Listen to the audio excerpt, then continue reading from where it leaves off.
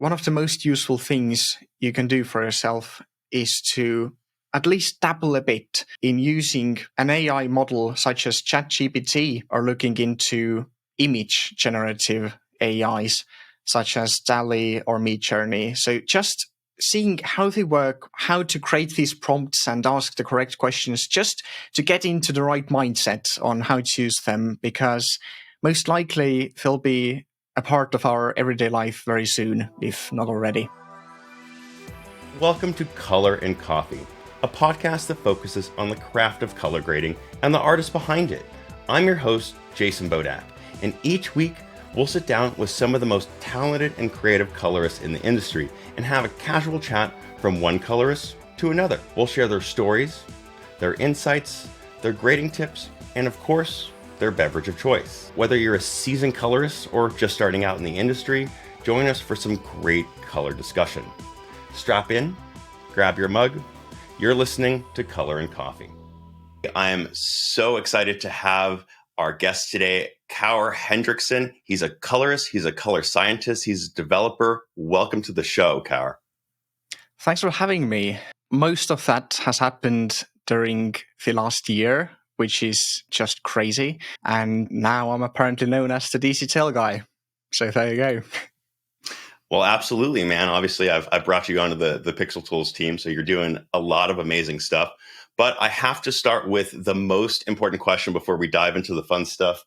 What are you drinking today? I have chosen hot chocolate this time.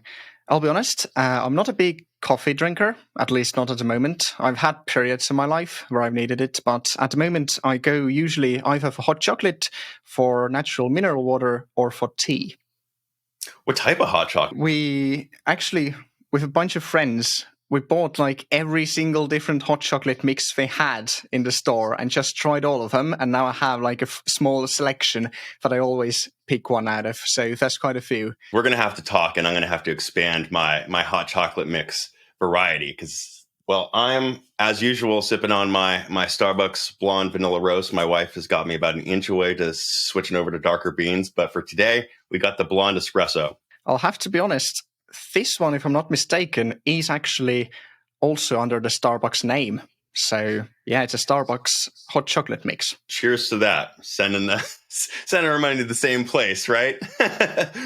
Well, I gave you a little bit of an intro, but I'd like to know a little bit of your background and how you got into this, because I think it's truly fascinating. Everybody in this industry comes into it in different ways, but your story is particularly interesting. So how did you get into being a colorist and developing DCTLs? First off, I'll put it out there that I am quite young. I'm 22. As such, we started at the very beginning. Then I actually started getting into filmmaking, very broadly speaking, when I was 8. I got my dad's this small Canon camera. I started doing Lego stop motion on the floor of our living room. And after that, a few years later, when I was 11, I started making YouTube videos, Minecraft YouTube videos, as one does. And then later on, I went to a high school with a videography program. So there I finally got my hands on a DSLR camera, started shooting some short films, and then a few years later, I moved from, first I was on Movie Maker with the Lego stop motion, then I went to Camtasia Studio, then to Premiere Pro, and now finally I've been on DaVinci for a little bit over 2 years. And that 2 years has been full, just packed full of learning every single corner of the software and also becoming a certified trainer for DaVinci Resolve. It's so funny how people get involved. I mean, if I think about when I started, I certainly didn't. I'm trying to remember what it was called back then, but we discover our joy for making films, and we find whatever the first piece of software helps us do that, and we just start climbing the ropes until we find what works for us, right? You just find a way to do what you see on the big screen. What I left out was the programming part, because next to filmmaking and trying to make my own, I also started programming when I was, I think, just 13, which kind of explains how I'm where I am right now. So yeah, I started making very simple programs in Visual Basic just to help my everyday stuff. And then over the years, I got into web development and did some actual jobs for companies. And in July, which was then almost exactly a year after getting into DaVinci, I found Colin Kelly's tutorials about DCTL creation on Mixing Light, and I was just hooked. And I couldn't do anything else. I just dove headfirst into creating DCTLs, and today I have 32 DCTLs up on my store. So it's been a hell of a ride. It really has, man. Colin really has been a huge inspiration to a lot of people, myself included. I knew about DCTLs, but I didn't really know how to get into them till I also was a huge fan of a series on Mixing Light. So if you're not aware of what we're talking about, Colin published a 6-part series that was an introduction to creating your own DCTLs. So I'll post that into the show notes as well. It is a paid insight, but Kaur is starting to do his own YouTube series. So I definitely would recommend checking that out if you're looking to get into creating your own DCTLs. Jumping off of that, what inspired you to create your own tools? Because a lot of people, when you're doing filmmaking and you're basically trying to create your own stuff, at least for me, I was trying to use the tools that everybody else was. So I'm intrigued to hear what combined those two loves of yours, your coding love and your filmmaking, and put those together. Yeah, I guess it's just in my nature. When I was in kindergarten and someone asked, who do you want to be when you grow up? The only answer I gave was, I want to become an inventor. So yeah, my whole life, I've just loved understanding how things work, taking them apart, including, for example, I took apart a lot of electronics, which at the time I couldn't put back together, which, in a lot of broken stuff. But through that, I learned a lot. And yeah, such, I love creating these custom solutions. It was the case with programming and still is.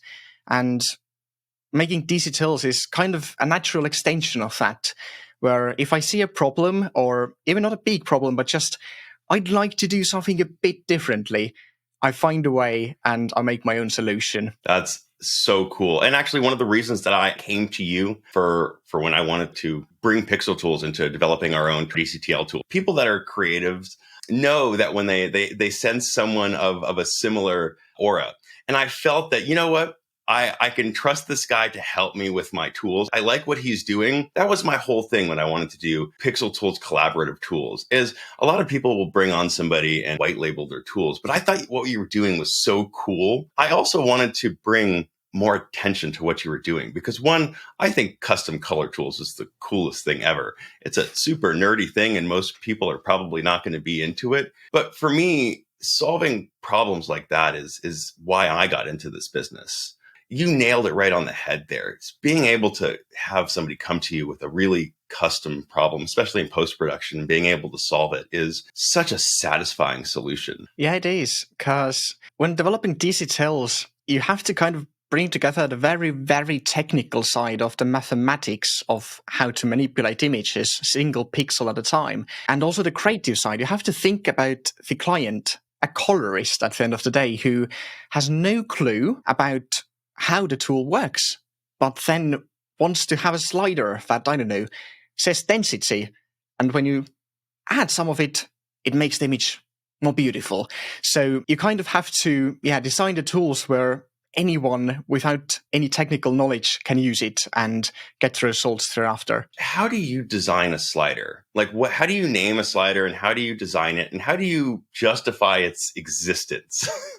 That's my everyday struggle, where many of my tools I have created for myself. And then just, it so happens that the tool I need, many others also enjoy using. In those cases, I have made the tool exactly how I'd like it. And in that case, maybe the even more important question, instead of asking which slider should I include, is in which order should I put the sliders in? Because, for example, when using the mini panel, you only have a finite number of controls on the first page. If you have to go click onto the second page, it takes time.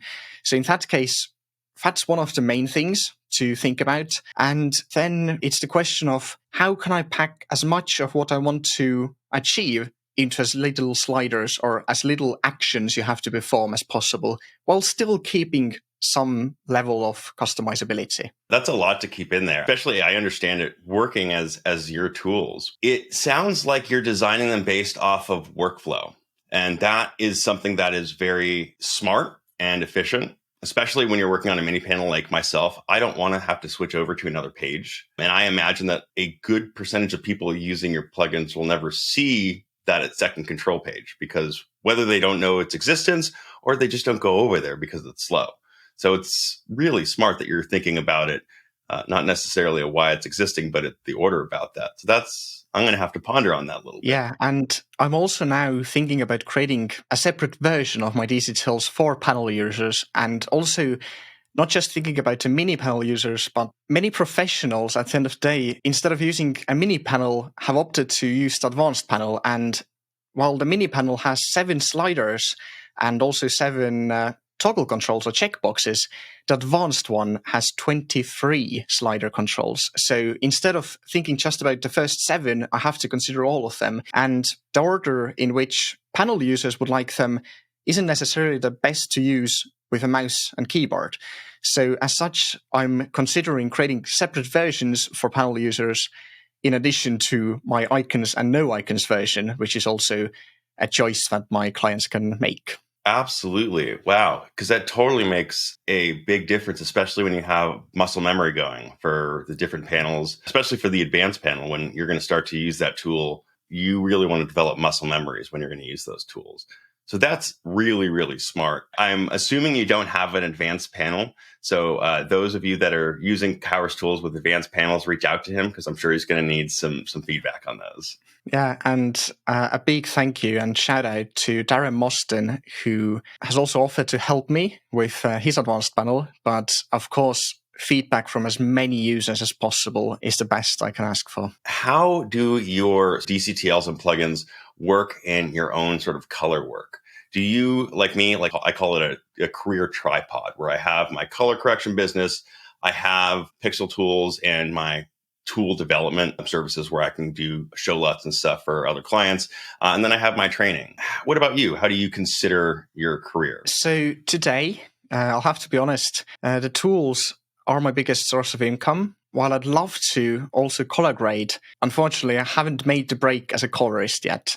So I am focusing on the tools today, and I do also make custom tools on request, as with pixel tools, for example. But yeah, when I do have the coloring jobs, I do, of course, use as many of my tools as possible, because I have made them for myself and they just work better than the ones in Resolve, for me at least. How they go into my node tree is that I have about 1 or 2 in my clip-by-clip node tree, and then most of my DCTLs live in the post group where I create the looks. So there's about maybe 4 or 5 that I use very regularly for look creation, but in the node tree itself, there's about 15 that have found their place. It's so funny because it's hard to maintain both of those. I work in Los Angeles and I struggle to maintain both. I go back and forth, honestly. And there's periods where the tools business is going better, and then sometimes the color correction freelance business is going a little bit better. And I work over at a studio, so I have some more consistent work. But honestly, if I didn't have that, it would be ebb and flow so much more. So I completely understand that. But this is sort of a weird question, but do you have a preference between clients, for instance, clients that come to you for color grading, or your clients for tools, which happen to be colorists? It depends on the specific project and tool. But overall, I think I do love the custom tools a bit more, because I can it's like magic to the clients, where if they're coming to me, most likely they have heard about these DCTLs or making custom tools, but they can't make the tools themselves. So if they don't have the technical understanding, or maybe if they have found a white paper about a specific formula or something, or maybe a tool in another program they would like me to recreate. And as such, when I get something working and I show it to them, it's such a magical moment, because I have created something out of nothing. And if I have recreated a tool, which in essence is a black box because I don't have the source code, it's really, really satisfying. And I'd say even better than when I finish a grading project. Because, well, if you make a tool, you can use it for tons of projects. Well,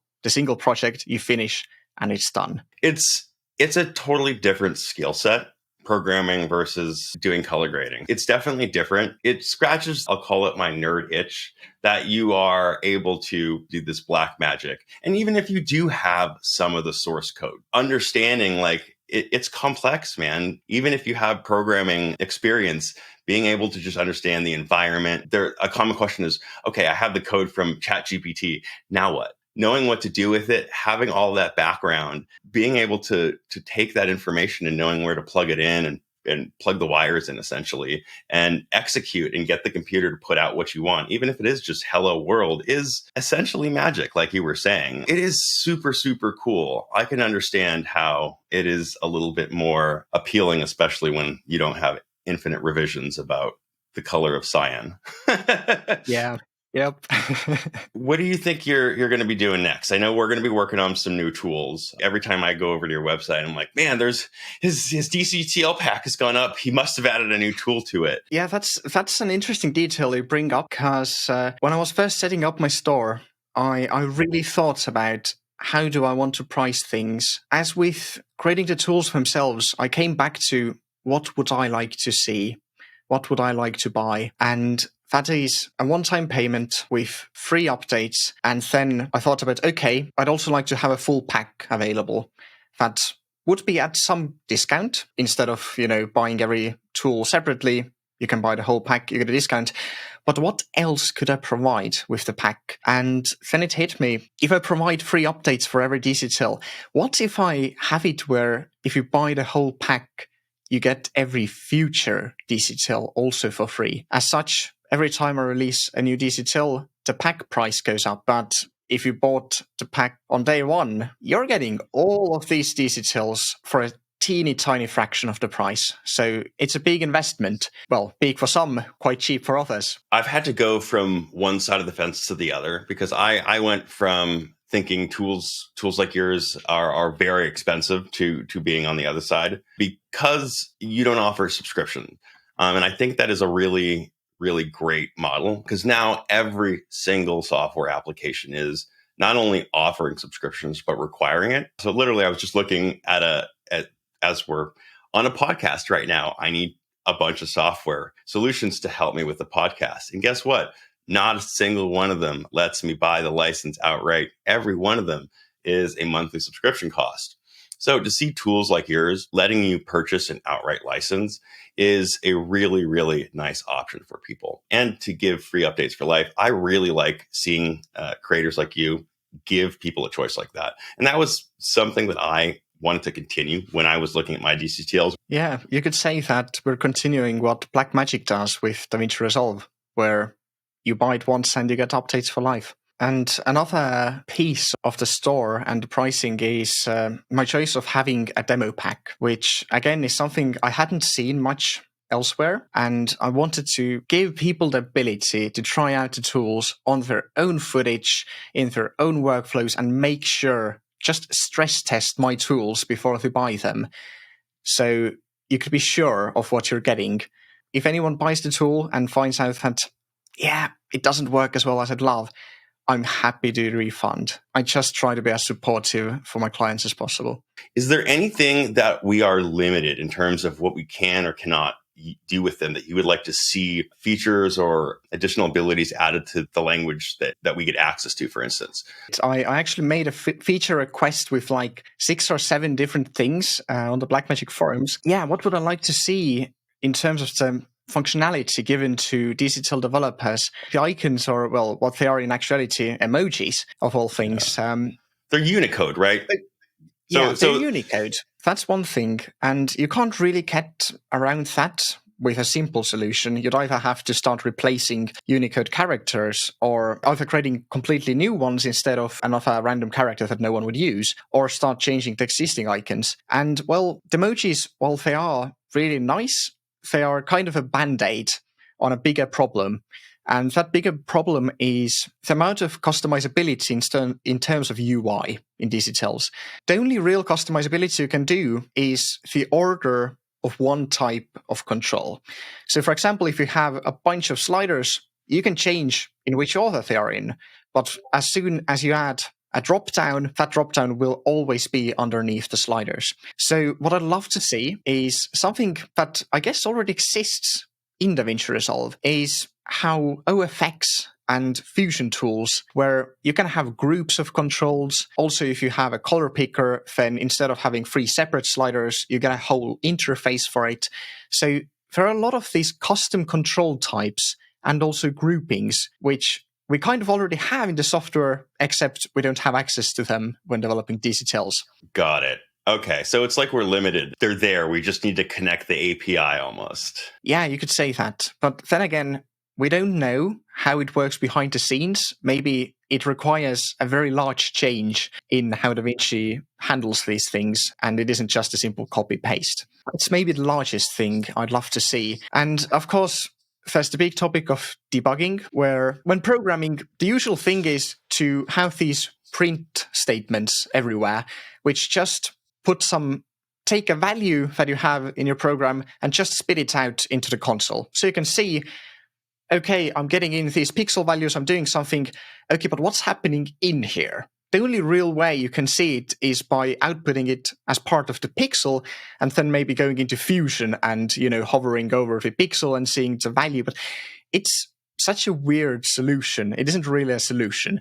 The other thing is, which we have tried doing and have kind of had success, but again, it's a huge workaround, is having a custom implementation for rendering text in a DCTL. It's a completely custom solution to rendering text, and then again, you're limited to printing one value per the whole DCTL because you have to process all of the pixels with the same values and then print the result in text. So again, there is no simple solution for debugging, which for every other language, basically every other programming language, is the first thing you do. You print hello world. So we don't have that. And you just have to find these weird solutions to try to debug stuff. And, we could really use that. That was getting into DCTLs the first time. That's the first thing that broke my brain was, where's my logging? But after you wrap your head around that, it starts to work. Or you just stop logging and never know where errors happen.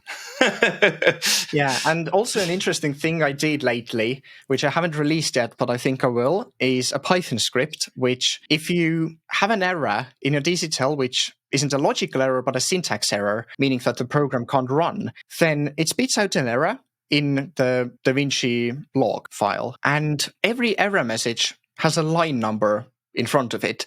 But the funny thing is, that line number isn't correct. It doesn't match up with the line number you have in your DCTL. So what's happening? Well, in reality, the DCTL is run inside of Resolve. So all of the code that comes inside of Resolve before it, well, those line numbers get added on top. My solution is a script which basically, if you run it, it starts monitoring your log file, and you have to cause a crash on the very first line of or an error on the very first line of your DCTL, then it calibrates. And then after that, every error will have the correct line number. So again, it's a weird, botched solution, but it works. Neat programming tool. It has a very niche audience, but it's a super useful tool for the people that need it. As you saw, my mouth dropped as soon as I figured out what was going on. I was like, "Oh, that's useful." It is a really niche tool where, well, even looking at my own DCTL development course on YouTube, episode 1 had quite a bit of viewers, but by episode 2, there's only about 300. So even with a free tutorial, there's quite a small number of people following it. But at the same time, 300 is quite a lot for such a niche topic. So I was having this conversation at NAB quite a bit with a lot of colorists, and the conversation around DCTLs, people are interested in DCTLs. They want to know a little bit about it. They want to tip their toe in a little bit. And that's what the first video of most tutorial courses do. And that's great. And these were like people at very high-end color houses. And they said, you know what, I want to know a little bit. I want to know how to use them. I want to know where they go, where they install. what is the file name with them, but I don't really need to know the nitty gritty of everything about how to create them. I just want to know just enough. And I just want to know how to use them and just enough to get my feet dirty. And that seems to be a pretty general consensus for some people. There's people like you and me that are like, open the code, show me the DCTL. And there's people like, oh, okay, it's a new tool. I will try it and see if it works in my workflow. And there's two different types of people, and that's totally cool. What I think you're seeing on that first video is the interest in the tool, and show me a little bit more. I want to know more. What does DCTL stand for? Where is it installed? Where can I find these? You've given me an idea where I think I should create a general video which just introduces DCTLs and shows you how to install them, because I have all these tutorials showcasing my DCTLs and my different tools, and also then this new development course. But I don't have a video showing, hey, you've bought my DCTL, how to use it. How do I install it? Which, spoiler alert, put it in the lots folder and restart resolve. I think that's something I have missing. We have a couple of super important questions that everybody has been waiting for. We ask this of every guest. So if you were being shipped off to a desert island and you had a very small suitcase, and I'm talking very small, no carry-ons allowed, you are allowed to take one grading tool with you. What would that grading tool be? I guess the answer very many people would give is offset, because, well, that's where color grading got its start from, printer lights. And if you were asking me, to just have one tool, it would have to be offset. But if we go a step further and ask, in addition to that, which of my own DCTLs would I bring on? Well, I'd stick one of my DCTLs in front, and that would have to be the hue S-curve split tone, because split toning, it's a thing that I see so many people do. When I started learning to grade, it was one of the main look development things. And when I created my own tool to do split toning, I made it as simple as possible for myself, where I can just concentrate on the end result I want to get. And I'd have to say that's the second tool, the DCTL, that I would also bring. That's fantastic. That's a great tool to bring onto the desert island. I also would try and sneak that one into the front of my luggage as well. And as we end up this episode, is there any tips that you can give our listeners? And this can be a specific grading tip or just in a career tip in general. I guess the most important thing today, with all of this AI stuff happening around us and trying to keep on top of that, I'd say today one of the most useful things you can do for yourself is to at least dabble a bit in using an AI model such as ChatGPT, or looking into image generative AIs such as DALL-E or Midjourney. So just seeing how they work, how to create these prompts and ask the correct questions, just to get into the right mindset on how to use them, because most likely they'll be a part of our everyday life very soon, if not already. That's a fantastic tip. So everybody who's listening, definitely it's time to learn a little bit more about these new technologies, both the text and image generation technologies. I'm definitely starting to, and if you haven't started to jump on that bandwagon, it's time to jump on there. Even if you're not using them, just start to learn about them a tiny bit, because they're not going away anytime soon. So if we wanted to find you on social media and on the internet, where can we find more about you? So you can find me on my website, kaurh.com. Then you can find me on YouTube at kaurh and on Instagram as Kaur the Colorist. And if we wanted to find out more about your DCTL tools, where can we learn about those? Those are on kaurh.gumroad.com, which is also accessible via my website and YouTube. Fantastic. Well, thank you so much for joining us this episode. We'll see you guys on the next episode. Thank you for joining us. See you guys next time. And that's our show. Be sure to follow us on Instagram, YouTube, or your podcast app of choice. If you're using Apple Podcasts or Spotify, please leave us a review. It helps us quite a bit. If you are looking for DaVinci Resolve tools, please be sure to visit our sponsor, Pixel Tools. We'll see you guys in 2 weeks with another great interview. Happy grading.